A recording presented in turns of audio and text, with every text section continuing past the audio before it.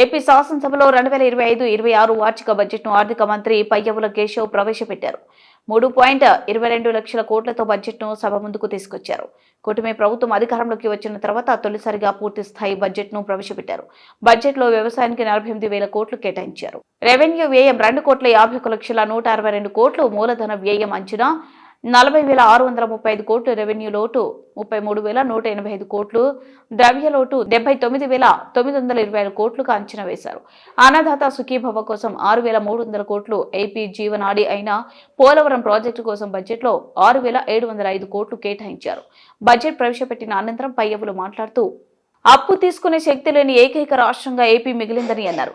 అయినప్పటికీ సీఎం చంద్రబాబు స్ఫూర్తితో బడ్జెట్ రూపొందించినట్లు చెప్పారు. 2014 నుంచి 19 మధ్య రాష్ట్రం రెండంకెల వృద్ధి సాధించిందన్నారు. సవాళ్లను ఎదుర్కోవడంలో చంద్రబాబు ఆయనే సాటి అని అన్నారు. రాష్ట్ర విభజన కారణంగా రాజధానిని కోల్పోయిన ఏపీకి అమరావతిని ప్రజా రాజధానిగా తీసుకున్నామన్నారు.